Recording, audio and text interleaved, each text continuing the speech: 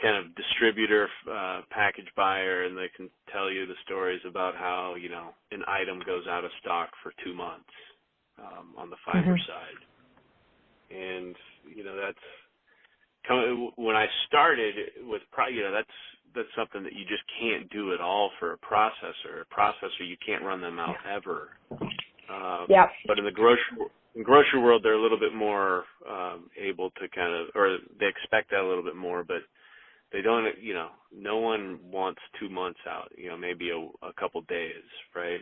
But that's, I think, kind of the challenge for fiber, that there needs to be an equipment producer. Someone needs to come out with something that allows fiber to be produced instead of, 1 cycle a minute or 2 cycles a minute, to be closer to, even 10 cycles a minute, which would be slow from plastic standpoint, but it would at least sort of allow people to start up fiber companies domestically.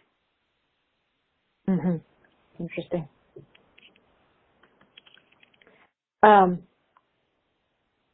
Okay, so you're less bearish than the guys that I quoted, but you're still a little bearish on the fiber side, right? Which is to some extent a large part of like eco products, some of their stuff.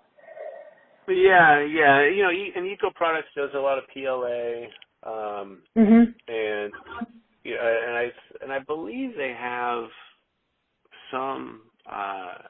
Although don't quote me on this. I felt like I saw something in the like a salad bowl that was recycled PET, but I think most people, it's PLA and it's fiber and paper.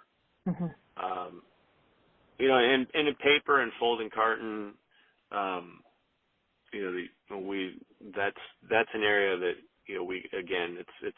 that's run similar to plastic in the sense that low labor quotient and much higher kind of the cost of goods is really in the material, and you're running it on very high speed automated lines. It's that formed fiber that is outside of Huhtamaki, no one really has the ability to run it at higher speeds. And so the way that people like Fabri-Kal has a plant now, and I don't think they're doing well, and that's not confidential information. I think it's a pretty open secret now in the industry that they're struggling with their plant.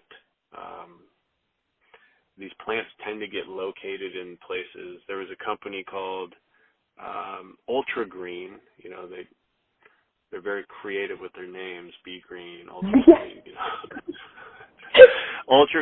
Ultra Green had a plant in North Dakota. It's like you find these fiber plants. I think Alloterra is a company that supplies World Centric. They're in Ohio, but like rural Ohio. They locate these fiber plants domestically in these just out of the way places because they're able to get very cheap power.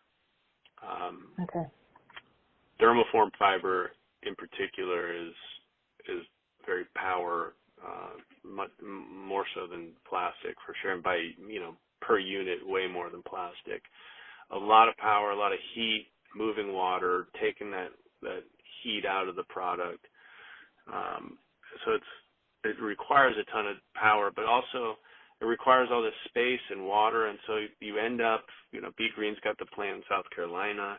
You end up in these places that aren't necessarily the easiest kind of shipping points, and so even if you're able to get away from the China production for a portion of your sales, it's not clear that that's making you any money. I think for the most part, these sort of domestic endeavors are almost like window dressing.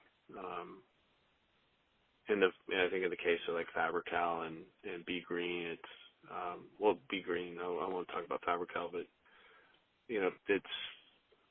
I would imagine 5-10% of their volume comes out of their own plant in South Carolina. The vast majority of it comes out of China,